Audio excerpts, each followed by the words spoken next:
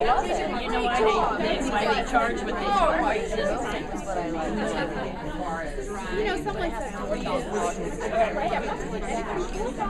just do it ourselves. Now you know more. I didn't know I could do it too. And then Sorry to interrupt your visiting, networking, and talking, but we're going to go ahead and get started so we don't run out of time. I want to welcome you all. My name is Robin. I'm the Senior Vice President of Programs and Events at the Ben Chamber. What a great group today. So welcome. Diane, I've had the opportunity of listening to her a couple different times, and you are in for a huge treat if you have not already heard her before. Just a couple things I'd like to remind you. Can you please silence your cell phones? That way we won't interrupt our presenter. And also, in your packets, there is an evaluation sheet.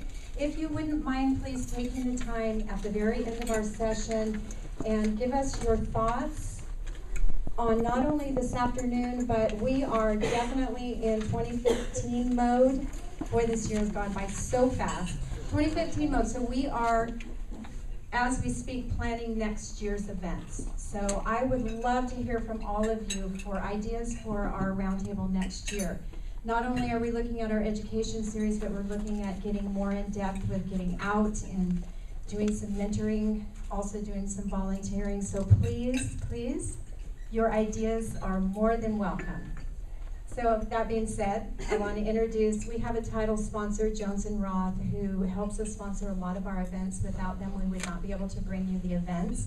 So I'm going to bring Tamara up. And as Tamara's walking up, I also want to mention Combined Communications and Ben Broadbent. They are very, very instrumental in our media sponsorships. So we want to thank them as well. And one last thing is next month is our bash.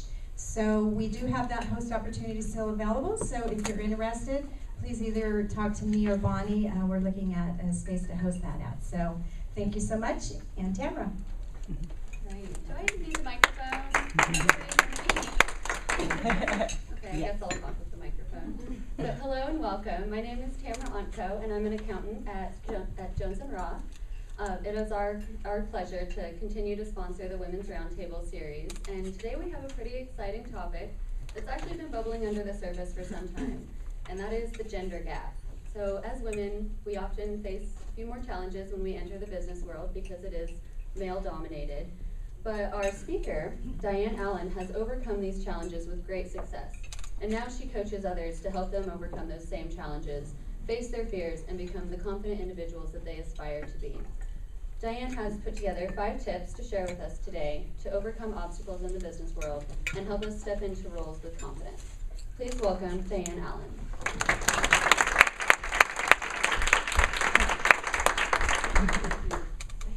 Thank you so much.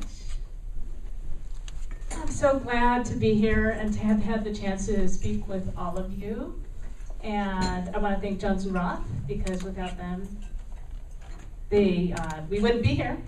And the Ben Chamber, I don't know if you realize how much heart these women put into these programs. And a special thank you to Robin. Yeah. I think it was a little over a year ago, I said, Robin, I want to do this topic. And she put me on the book. So, sorry my back is to you. I've been trying to figure out how I'm going to, that's why I wanted the mic, so you can always hear me, you might not always be able to see me.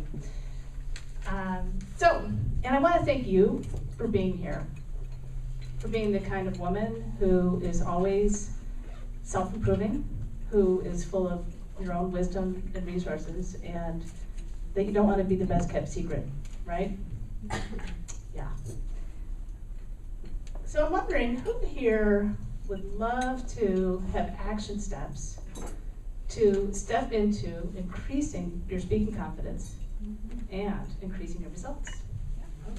All right. Who here would like to have those same action steps to step into speaking confidence, increase your results, bust through barriers, become acknowledged, become known and sought after? Yeah, okay. Then you're in the right place. Just want to make sure that we're all here for the same reason. And if it's okay with you, since we're going to spend a little time together, I would like to just give you a little bit of my story. I'm pretty comfortable standing in front of you today. Calm. My heart's beating a little faster than usual, but it'll go away. And that's about it. And I will say I am the happiest I have been in many, many, many years. But it wasn't always this case. And you wouldn't know, looking at me, that as a toddler, I was extremely shy. I hid behind my parents' legs, and all you saw were my eyes. And you wouldn't know, looking at me, that in elementary school, instead of giving my book report, I curled up in a ball, and I hid behind my teacher's desk. I still remember what the desk looked like. That gunmetal gray with the silver handles. And I started to play the violin. Well, guess what that means? Playing concerts, right? And it was enough of a reason for me to put myself in front of an audience. So through my teens and my 20s, I was so passionate about the violin. I decided that was going to be my career path. I was going to be a professional orchestral musician. And I put so much blood, sweat, and tears into the study. I was talking to somebody today. Violin's not for any lightweight, right? And I sought out the toughest training. I went to New York City, studied in some of the most cutthroat areas of the nation. And absolutely loved my training, despite all the difficulties, despite all the hardness. And what there was to do after all of that training was to go to orchestra auditions. And what you do in an orchestra audition is you show up and you have this very narrow window of time, about 3 to 5 minutes, to play music, to peak at that moment, to show yourself at your best skill ever, with emotion and with complete command over yourself. And during that window, that narrow window of time, the people who were judging me, watching me, this was their opportunity to see what? My value, right? My skill. If I had what it would take, right? And so what would happen to me during that window of time is I would crumble. I would fall apart. So, do you see how heartbreaking this is? Yeah, I had at least a decade, no, more like 15 years into my training of complete dedication into that training. And then put into under pressure, I was unable to show my skill. Yeah. So I'm like the best kept secret, right? Anyone here feel like you're full of resources and nobody knows? Yeah. Yeah. So it was like heartbreaking. And I almost, I had to go to plan B. But I just was not going to let go. I was going to figure this out. How to function in this narrow window of time and how to really flourish. And I will tell you that I did. I figured it out, and I'm going to share that with you later on today. Woohoo! Because I had to learn the hard way, I actually know how to teach it now. And I will say, my closest friend in New York, she was at Juilliard, I was at Manhattan School of Music, and we kind of held each other's hands through that whole New York experience. And what we noticed were the people who were winning the orchestra auditions, we had a nickname for them. We called them the blockheads. And the blockheads were the ones that just seemed to be desensitized, the people that didn't put a lot of emotion into their music. And the people who were more emotional were the ones that would tend to crumble in this narrow window of time. And that was just our notice, And that kind of, we have one blockhead in the room here today. No, I'm just joking. One guy. And the rest of us sensitive women. But I do see a parallel because, I was going to have this ad, no, not an ad, a comic drawn for me. I went on Fiverr and I was going to have this comic drawn for me and I tried it. It came out horrible, but it went like this. It was like a brain with a megaphone attached to it. So it's sort of like what you think comes right out without any filter, right? And then the next frame is the brain, and then like all this spaghetti, and then finally it comes out of the mouth, you know, this megaphone. And that's kind of like women, right? And I know a couple of you today here feel like you're the other kind, that there's no spaghetti, that it's like, okay, you think and it comes right out, and then it's like, uh-oh, right? So anyways, I'm kind of getting off track of my own story here. So what does this have to do with our topic today? You know, first, I want to talk about the core message that I really want you to take away. And that is 2 words, courage and boldness. Courage is being in the face of something risky, whether it's real or perceived risk, feeling the fear, and doing it anyways, right? That's the definition of courage. So the difference between courage and boldness is still acting in the face of risk or danger, but without the burden of any fear. And so my goal for you today is to either step into courage, if that's where you need to be, or step from courage into boldness. So that's what I'm hoping for you to take away today. Can you repeat that?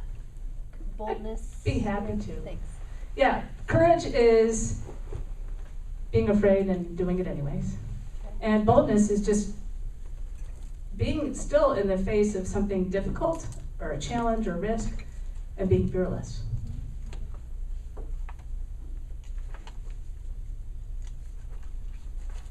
So what we're going to do today is we are going to talk about gender gap, kind of the ugliness of it, and some suggestions for how to deal with it. And we are going to talk about stepping into your voice, because you're going to need to step into your voice to deal with gender gap. You can use the stepping into your voice techniques or tools and systems I'm going to be giving you in any arena, but we're just happy to be using gender gap as our excuse today. And then I'm going to keep an eye on the time. I do have something I want to share with you today, but I'm just going to kind of juggle the time, so I'll kind of wing it. There might be a surprise in the middle. And then at the end, I am going to give you lots of free resources if you want to continue having some support for me, if you have some things coming up and you want to nail them and really peak when you're in that narrow window of time. So that's how today's going to go. And what we're going to do first is I want you to think back to my story where I hadn't figured out how to function in this narrow window of time, and I was feeling like this hugely well-trained, well-equipped person ready to do my job, but yet unable to, and feeling like I was undiscovered, right? Not being able to put what I had to use, being invisible. So I want you to think about that, and I want you to think about what doors would open for you if you could function in this narrow window of time. And I'm going to give you about 30 seconds to turn to your neighbor and just kind of share some thoughts. You're on.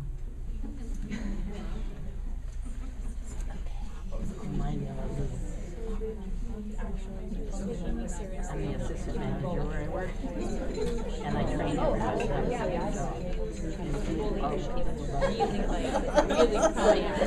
when do they recognize? That's their value. Exactly. I mean, I'm literally a new general manager. Yeah. What would that bring you? I'm a manager. Right. Which is up for grabs right now.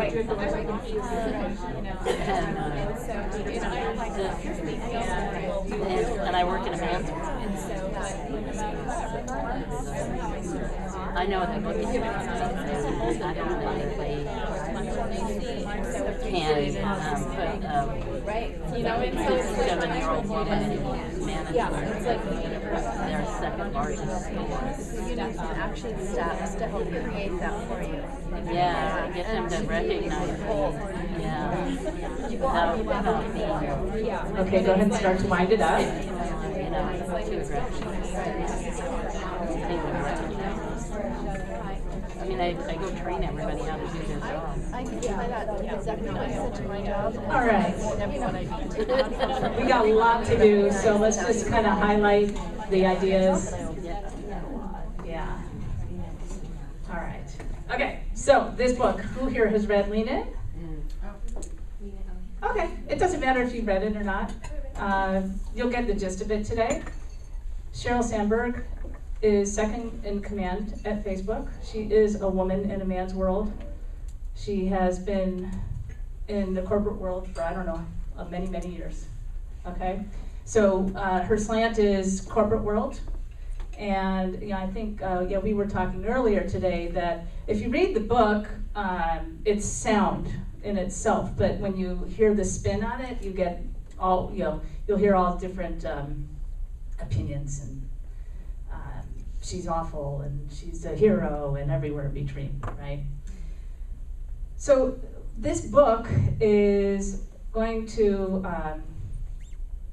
what I'll tell you is I'm going to go through some statistics about gender gap, and I'm going to give you some, not all, but some of the solutions that Sheryl Sandberg suggests, okay? And what I'm not going to give you today, because it would just take way too long, is how they came up with the statistics. I'm just going to give you the statistics. How they came up with the statistics in itself is interesting. In particular, I will mention one right now where they took a resume and put a woman's name on it, took the exact resume, put a man's name on it, and had completely different responses. Okay, so they go through in depth how they came up with the statistics, and I got a lot of valuable tools I want to give you today, so I'm not going to be able to go into that background. So I'll stick the book up here if anyone wants to see it later. She has a TED Talk as well, you can Google it. Okay, so college graduates, since the mid-1980s, 50-50, men and women, for a long time now, right? However, the Fortune 500 companies, 21 of them have women as their CEOs. And I imagine all of these statistics are United States only. Executive officer positions, 14% are held by women. Board seats, 17% are held by women. Although I don't know if that's the case in Bend. Is it? I know we did a board topic last year, anyways. And then elected congressional officials, 18%. Okay? Women get paid 70 cents to every $1 that you men make. Not gonna win today. Yeah, I know, it's not your fault. With regards to promotion and hiring, are there any HR people here today? Yeah? Let me know if, I mean, this is just from her book, I'm just curious what your experience is. That with regards to hiring and promotion, that women are based on past accomplishments, whereas men are based on their potential. And culturally speaking, when a woman advocates for themselves, it's ugly, it's frowned upon. And for a man, it's an attribute. So, are there any surprises? Are there any surprises here? Not a single hand's going up. And is there anyone's like dying to scream out right now and say something? Yeah? Yeah? I have something. Yeah. One thing I've noticed amongst my girlfriends, and I'm an MBA from Berkeley, so this huge national MBA female network, is that women will apply for or a new job and or promotion when they have 150% of the qualifications. They're way overqualified, they're certain they'll get it. And men, and I'm getting the numbers wrong, I'm exaggerating just a little, but men it's 50%. So they see themselves in that job.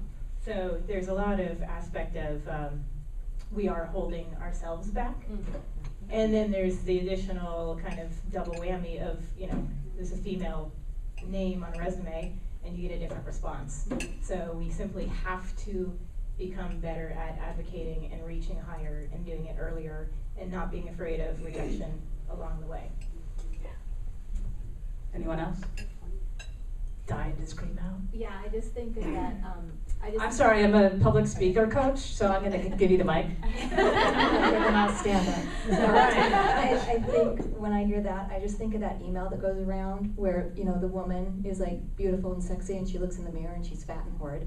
And then you see the man who's standing there big and fat and he sees this really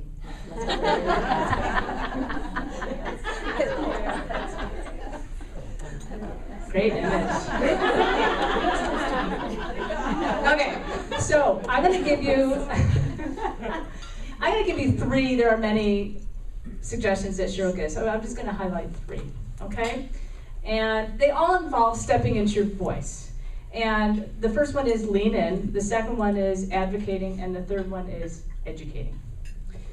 So let's talk about leaning in and what she means by that. And you know, basically,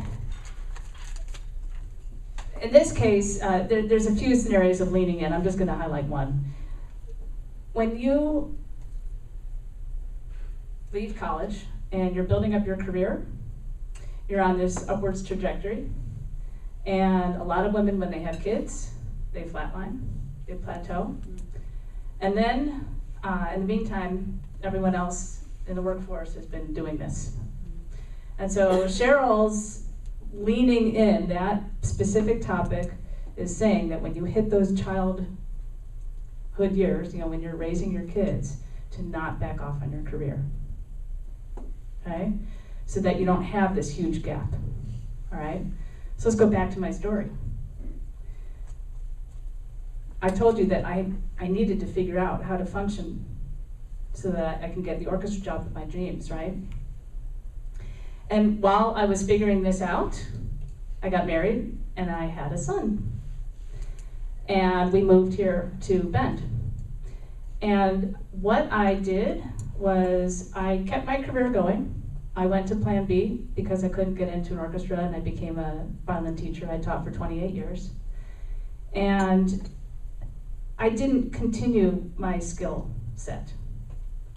I just relied on what I learned, and I didn't improve.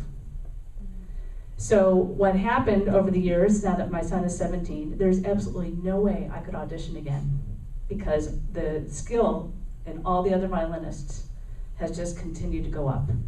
So I have shot myself in my foot with that dream. Yeah, it's gone. That dream is gone.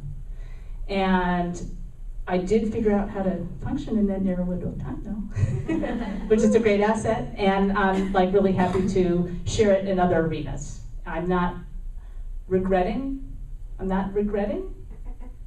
my choices, but I will say that when I read the book, it never occurred to me until I read the book that I always thought I was an independent thinker, but when I read that scenario and I realized, oh my gosh, I am formed by our society. I'm not as independent as a thinker as I thought I was. So that's a big part of leaning in. Second thing is advocating for each other. I'm going to give you two stories about advocating for each other. Emily was not supposed to be here today. She missed her flight. She had no idea I was going to be telling this story. So now that you're here, Emily and I are both speakers. We could be clawing and tearing each other apart, trying to get the same work. But a little over a year ago, we actually specifically, this is having to talk about advocating for each other, we decided to align. And knowing that advocating looks ugly when women advocate for each other, we do it for each other. So Emily will contact me and say, I want to do this opportunity, and then I recommend her, vice versa, okay? And she contacted me like a week ago and said, oh, you're doing that talk next week. I have a great idea for that, you know. She didn't know she'd be here, but yay. So anyways, we have done that quite a bit. And what we got found out one time. But that's okay, it was all in good humor. Blew your cover completely, right? Yeah. And the other story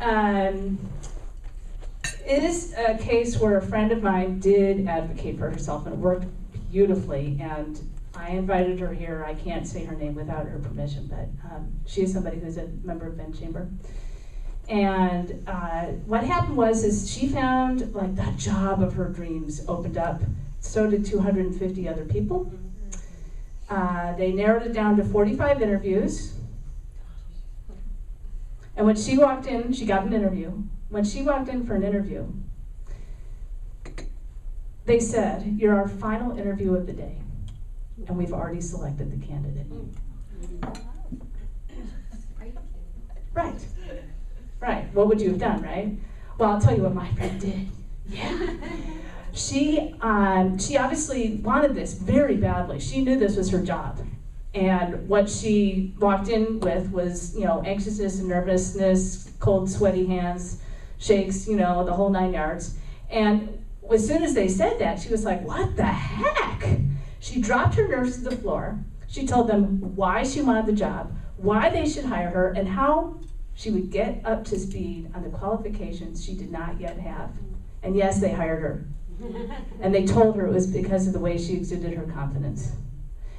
But I want to point out to you that her trigger to drop her nerves was outside of her control. She had no idea that was going to happen, right?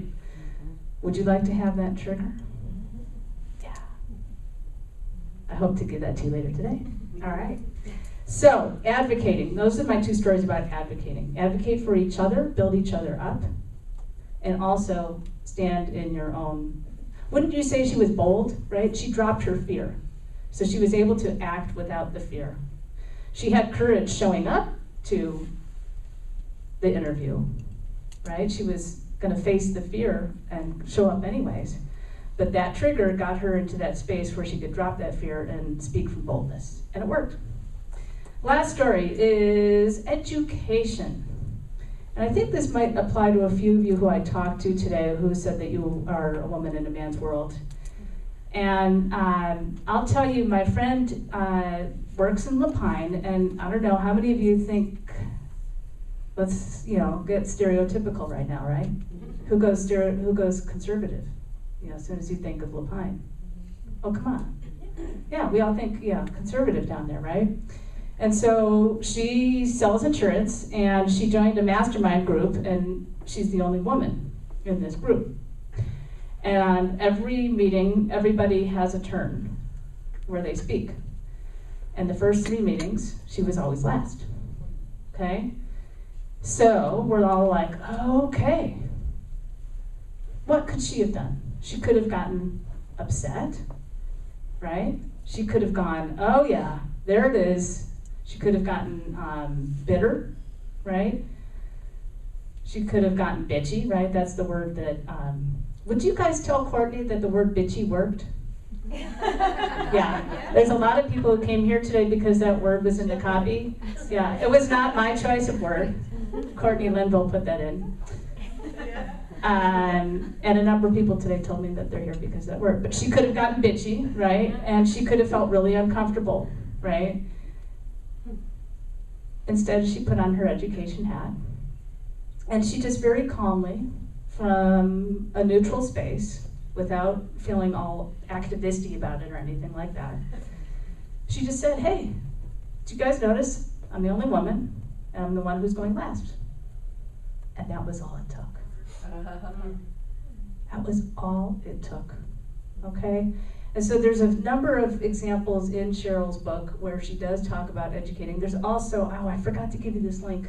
I really wanted to give this to you. So it's on the leanin.org website. If you go under their videos, let me see if I can remember the title of the video.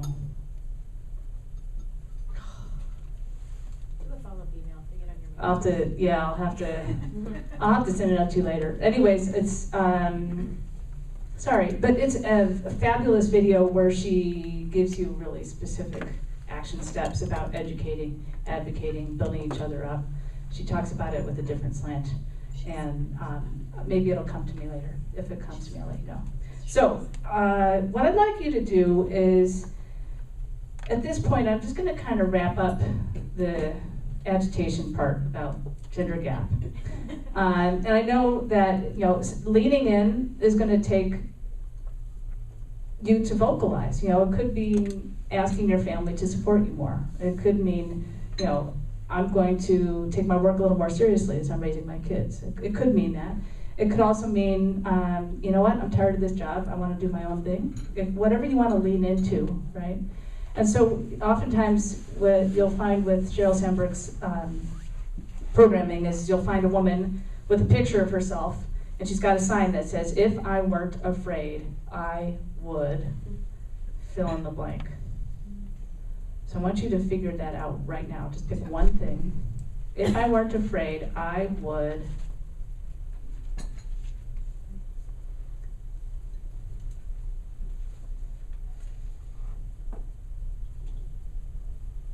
And now I'm going to ask somebody to share.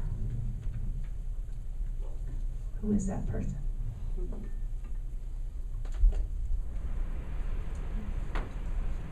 Make yourself known. If I weren't afraid, I'm going to pick on you. You're going to pick on me? Stand up.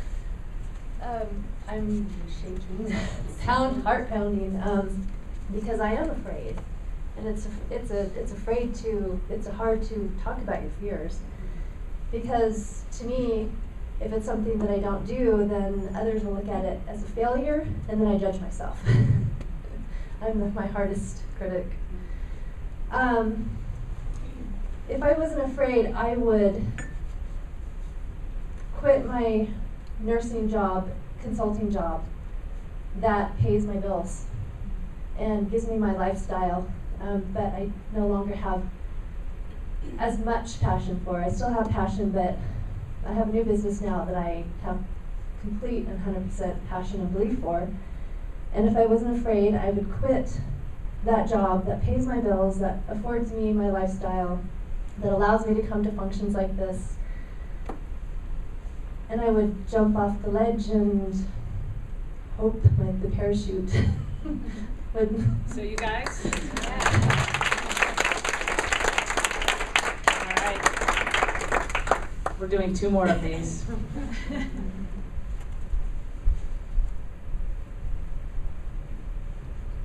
Hi. Being afraid is really the unknown, right? You're afraid because you don't know. And so I guess of course my heart's beating just because I stood up. If I don't know something, I'd research it. Even if it's just a little bit, so that I have the knowledge to be able to, okay, get somebody to understand what I'm talking about and kind of be on the same wavelength as them. That's it.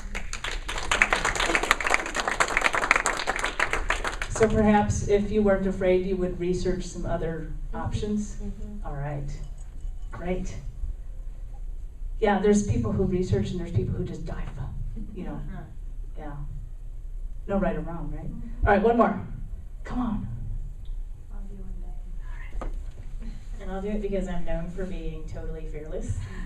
Because I've climbed on 6 of the 7 continents, and I run a women's adventure travel business, and I left the corporate world, and I was in investments for 17 years, and blah, blah, blah.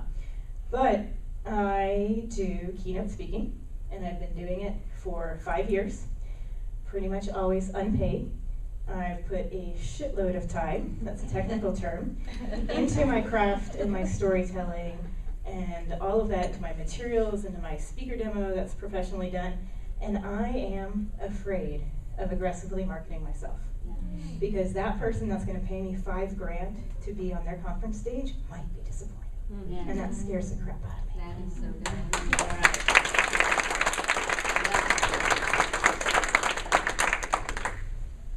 So we're going to take a quick 30 seconds. Just share with your neighbor. If I weren't afraid, I would. Okay? You're on.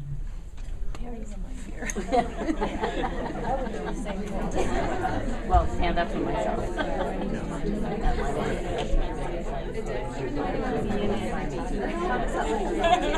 Standing up for yourself, what does it look like? Well, I did about a week ago. I told them what they think. And they and I'm still there. You're doing I did. Yeah. Because I was willing to give up my job. But then it's still not standing up for yourself, and you're afraid that you might get fired, or that you might say something about you. Yeah, pretty much. But I came to the conclusion that I could change my life.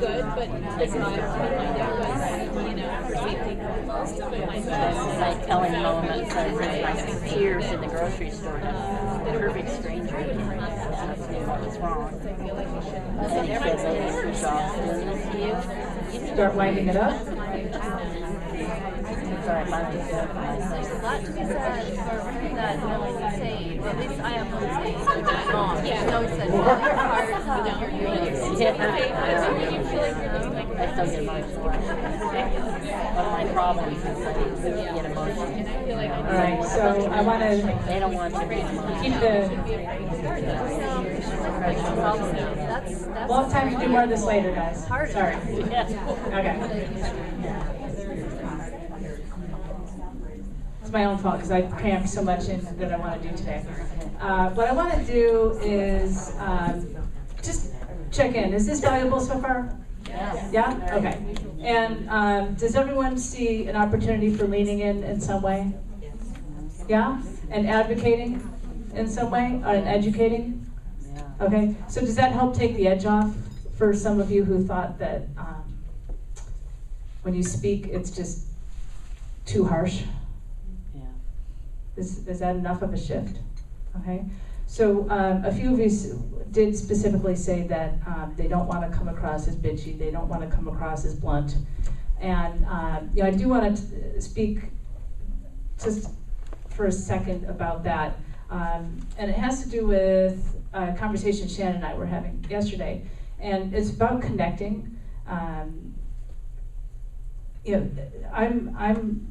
I'd like to talk about deep stuff all the time, but I have to actually pull myself back to when I initially meet somebody to talk about the weather. Gosh, I hate talking about the weather, or to comment on, the scarf that they have on, right? So, it's all about, taking steps. You can always go deeper, but sometimes you really do have to just start off at that really superficial level. So if you're feeling like a blunt moment is coming on, that's another suggestion, is to work into it. The next level deeper, other than, I like your purple jacket, could be a deeper acknowledgement. Somebody that you perhaps know, and it's like, I really respect that you have your own concept of how this job needs to be done, and that you really feel strongly about your own integrity with your own work. That said, are you open to hearing another point of view, if you have to shift their idea? So, acknowledging them first, and then getting to that more bold point. So I just want to make sure I spoke to that because that was few of you had mentioned that. All right, on the back of this card is a quiz. Take it very quickly. We're going to get a read on, I know a lot of you don't speak in public, but if you had to, just take this quiz anyways and get your score real quick. What we're going to do is shift into finding your voice.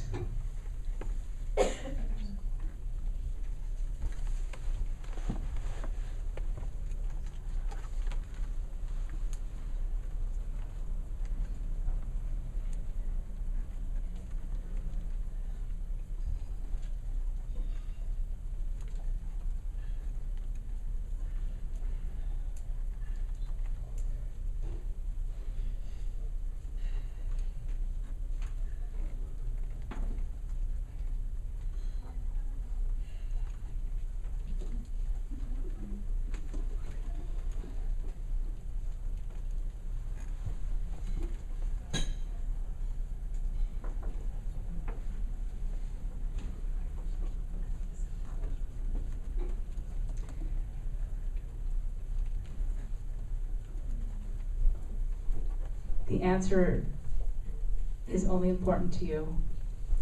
No one's going to be put on the spot, don't worry. Some of you are going to find that you're experts. Some of you, probably the most of you, are in this moderate experience arena. And some of you have a fear of public speaking, right? And so if we go back to the core message that I want you to get today, the idea of courage and bold. So if you have fear of public speaking, you avoid it, right? You just don't go there. So stepping into courage would be where you're heading, right? Being able to do it and face the fear, do it anyways. And if you're kind of in that moderate area, you're going to be stepping more into boldness, shedding the fear, shedding the burden of fear, stepping into boldness, okay? So I just wanted you to see where you were at, in case you didn't know. But you probably knew already. All right, so I'm going to go through 5 steps. And these were the 5 steps that I came up with when I figured out for myself how to operate in this narrow window of time and flourish, okay? So the goal here is that when you're under the spotlight in any way, it could be one-on-one, it could be in front of a group, it doesn't matter, right? But when you're put on the spotlight and how you operate is going to be viewed, right, and valued in some way, or you're going to be monitored in some way, that you flourish in this zone, right? And even though these are 5 steps, they're going to be unique for each of you, okay? It's not like a cookie cutter thing, but it kind of sounds like it is, all right? So the first step is, another quote moment, the seed of your passion is the source of your power. We are specifically talking about your voice right now.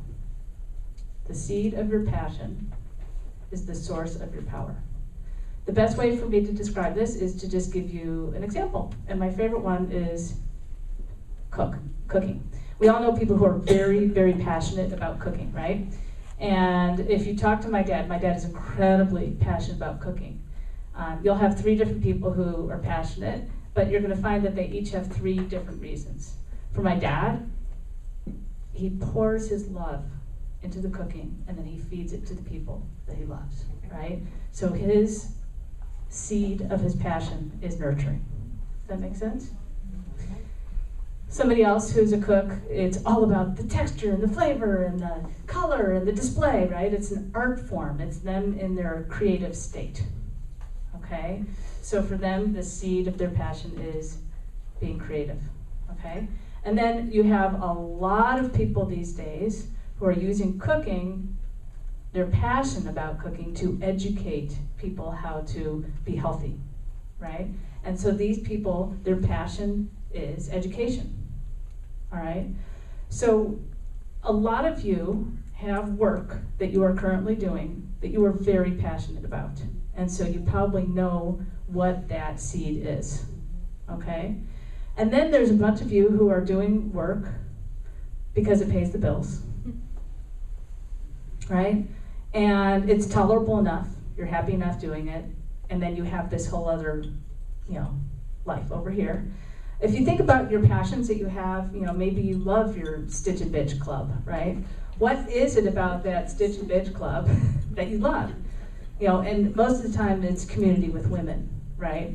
So if you could take that seed and bring it to the workplace, you will find more of your own voice in the workplace. Does that make sense?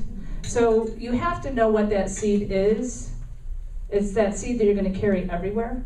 And it might not have occurred to you to bring it in other landscapes of your life before. But I'm saying that's your voice. That's going to make you be able to step into leaning in, to advocating, and to educating, okay? All right, and if you really are lost and I have no idea what that is, this is an example of some of the work I do when I work with you one-on-one. All right, the next step is, because I'm a violinist, it's practicing, okay? How do you get to Carnegie Hall? Practice, practice, practice, all right? Now, you may or may not be doing a formal presentation, Okay, Emily and I both train as speakers. We train equally in improvisational speaking as well as formal speaking. You can train improvisational speaking. Just go Google table topics, buy a deck of cards, and at the dinner table practice speaking impromptu. But practicing builds confidence like you have no idea. And I want to, obviously because I'm a violinist, I can fill a New York City telephone book with different ways to practice. I'm going to give you just one today because I find it's the most commonly misunderstood comment about practicing. The minimum number to practice, let's say it's a formal presentation, is 15 times. Oh, okay, that's nothing if you're a violinist. So, and I'll tell you exactly why. Okay, the first 5 times you do repetition, and repetition doesn't mean you do it exactly verbatim. Of course it's going to change each time, right? It's just that you're in the act of rehearsal. Does not have to be exactly the same each time. So the first 5 times you mentally can brain your way through anything, okay? And then the second set of 5 times, your brain relaxes, you space out, right? And your body takes over in other ways, okay? You're not just talking, it's like you're thinking. There's the act of speaking, there's the act of the emotions, there's the act of being in front of people. There's like a lot of different energy to work with here. So the next set of 5 repetitions is usually when people go, oh no, I'm jinxing it. I'm practicing too much. This is falling apart. I'm gonna die, right? You've got to get to the third set of 5 because that's when integration just starts to happen. Okay? So, practice. Third step, physical release. Okay, who here gets tingles, butterflies, sweat? Yeah? Jitters? Knocking knees? Crystal? Crystal told me she remembers her knees knocking. Yeah, so a physical release, that's your fight or flight response being triggered, okay? And most oftentimes it can be met with a physical action, okay? And I have a ton of teaching around this. Today, for today's purpose, all I could say is find your favorite physical activity that grounds you and calms you, and do not scrimp on it, especially if you know you're coming into one of these narrow window of time moments and you're preparing for it, and you're the kind of gal that has to get in your 5-mile jog. You are gonna make sure that you do that. Lean into yourself, right? Okay, and then if it's meditation for you, then do it, okay? Just don't leave it out. So knowing the seed of your passion, having practice behind you, and having your yayas worked out, those 3 things will diminish a lot of any discomfort, physical discomfort. I'm not saying it's gonna go away, but it will release a lot of it, okay?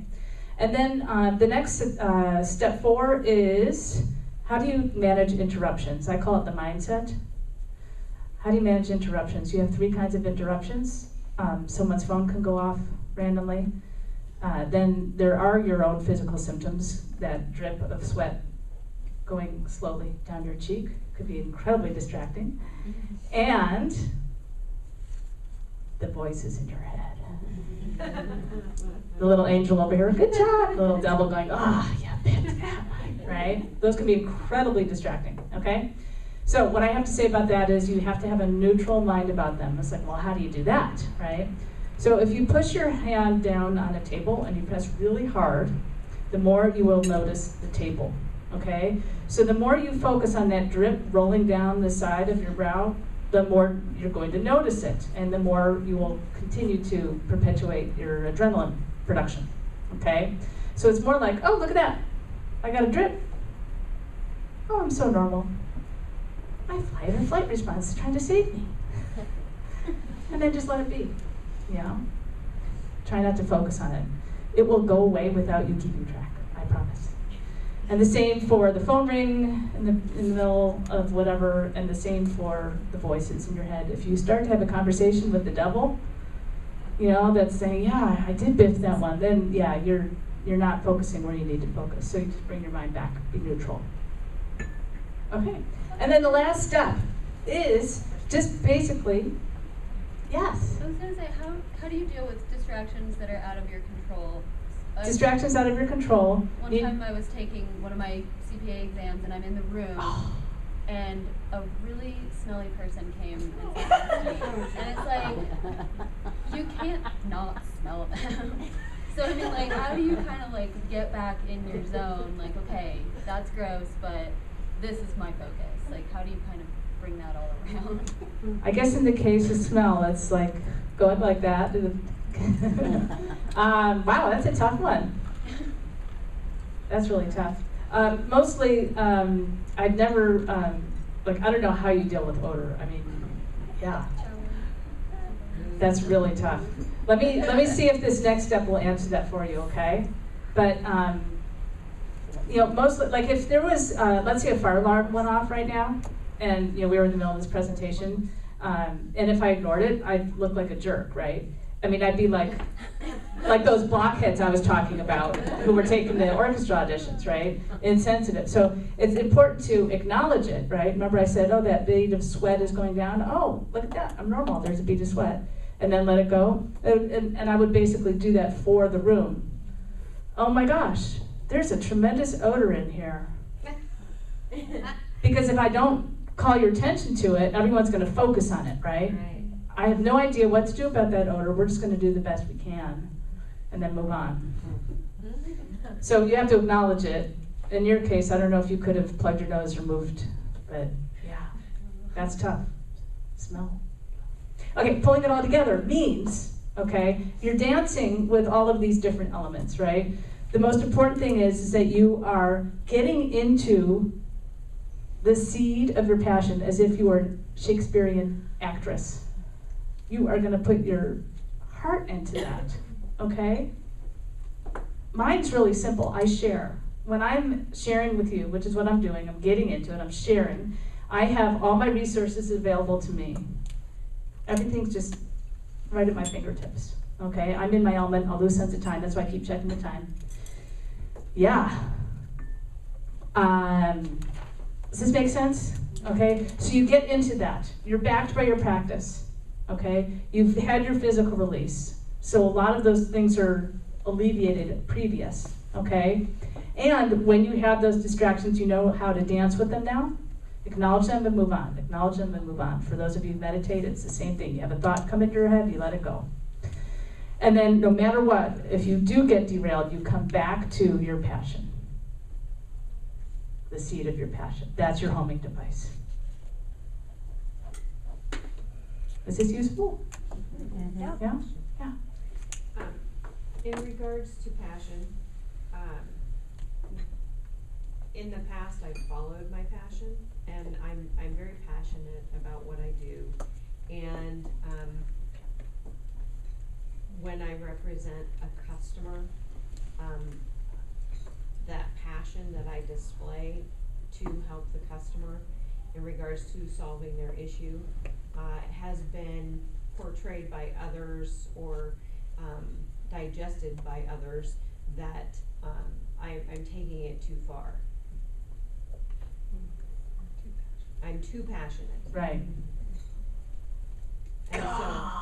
And so for me, that's been a very difficult thing to Living with a straitjacket on. Yeah. So what she's saying, in case you couldn't heard, is that she brings a lot of passion to her work and advocating for other people with your passion? Yes. Yes. Okay. And she's been told that it's too much. Dial it down. Yeah. Dial it down, yeah? Or you just have a question, where's that criticism coming from?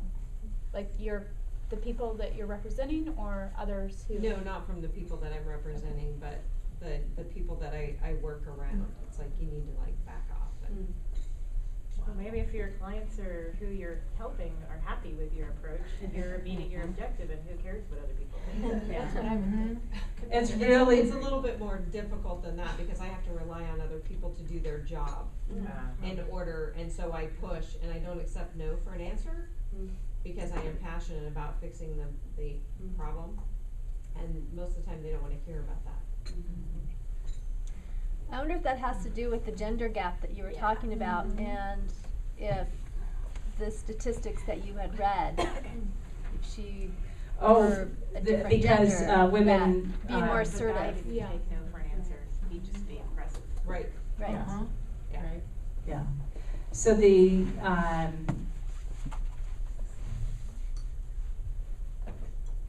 don't know that this is the right answer, but it's just some background that I have.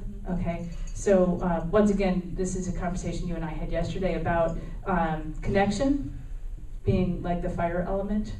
So when you connect with somebody, like a really nice campfire has just the right amount of oxygen and ignite whatever started the flame in the wood, and the wood isn't too wet. You got like just the right amount of elements, right? And if you've got too much passion, it's like you burn people with it, right? It's like the fire's just too much, right? And if you way tone it down, then your fire never gets started, right? Right. So I don't know, if that helps you to kind of see it, thinking about it in that way. There's a balance point for everything, right? And that's one thing that came up in my mind. I don't know that I have the answer. I might have to just learn more about the situation. The other thing that just came to my mind might have just gone out. Let's see. That never happened to me. Was do you always rely on other people to tell you how you're doing? No. Okay, that's good. Because there are a lot of people who it's like they don't have their own core. Like they have to find out from everybody else around them how they're doing. Mm-hmm. They don't have like their own internal monitoring system of how they feel they are doing. Does that make sense? Yes. Okay. So you have a good sense of. You have a my good core. sense. Yeah. Okay, that's good. Yeah. Let's talk later. Okay. All right. Those were the 5 steps. Any questions? Any more questions? Did you review those 5 real quick? I'd be happy to. Okay. And the first one in my book is actually called Know Your Role. But the way I phrased it today was the seed of your passion. Okay? Is the source of your power. But you have to know if you're putting yourself in front of an audience, if you're putting yourself in front of that narrow window of time when you really need to flourish, you have to know why you are there. And that's one way to know, is like always coming from your own passion so that you aren't swayed. I think people around Sandy feel like, whoa, but she's like standing in her power. Does that make sense? She knows her passion. Yeah. So that's the first step. The second step is practice. Okay? The third step is the physical release. So if you are really prone to really uncomfortable physical symptoms, if you're going in for an interview or you're going in for something that's really, really important, even doctor's offices, right? A lot of people freak out with doctor visits. You can apply the same. And then the mindset was how to dance with the 3 kinds of distractions. And then pulling all the pieces together, meaning that you get into your role or you get into the seed of your passion, like a Shakespearean actress would. Yeah. Pour it on, baby. Great. Okay.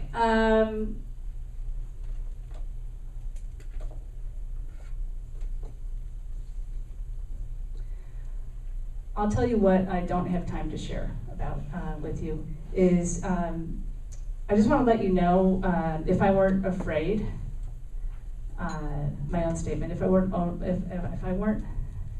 can't even say it. If I weren't afraid, I would win the World Championship of Public Speaking, believe it or not. There's a competition called that. And I have placed in this competition before without trying. And this is the first year I'm actually trying. I've been training. I've been going up to Portland twice a month. And training with somebody who has won that competition at the age of 25. He's an awesome guy. And so my dream is that next August you see my picture on the front of the bulletin saying, local Bend gal the other thing, I was going to look up the statistics. I think like 47 men have won this and only 3 women have ever won this. I want to be the next woman to win that. And I want to do it where I'm looking like a girl talking, not like a woman adopting the way a man does public speaking.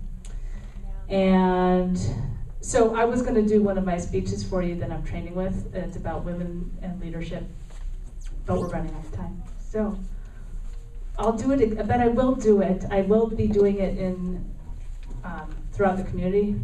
So I guess the best way to keep in touch with me is to either like my Facebook or sign up for my email list, and then I can let you know when I'm doing that. So with that, I'm really sorry to release you to your worlds. This has been really great to hang out with you and to get to know all of you. And I do want to hear some feedback. My lovely assistant, Emily, is going to pass out. Vanna, yes, go ahead. Just pass one out to everyone. So I have some gifts. So the first thing I have is a gift to empowering women worldwide through an organization called Kiva. Anyone ever heard of Kiva before? Kiva, K-I-V-A. Kiva is a way for us to be philanthropic now without earning millions of dollars first. We can go online on Kiva and give $25 loans to women in third world countries, and if their ox dies and they suddenly can't plow their fields, with $25 they could probably take care of that. So what I do is I sell my books in packages of 4 for $20, which is half price. These usually go for $40. Any of these that get purchased today, that will go directly to empowering women. I will donate that money to Kiva.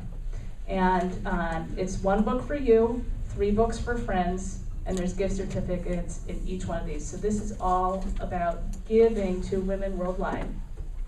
The second thing I have is if you have something coming up in the next 4 to 6 weeks where you really want to rock this narrow window of time, I have a sign up here. If you sign up for a spot today, you will get a free book, okay? And Emily will help you with that. And the papers that Emily handed out, if you could fill them out and put them in this basket, I would appreciate it. And with that, I'm just gonna, while you're filling that out, I'm gonna summarize, okay? Whew. We talked about courage and boldness, and removing the burden of fear. And I'm hoping that the steps that I gave you today, the 5 steps of getting into your passion, practicing, having that physical release, knowing how to navigate distractions, and pulling all those pieces together will help you to peel away the fear. Also leaning in, advocating, and educating. So with that, go out there and close that gender gap. Thank you all.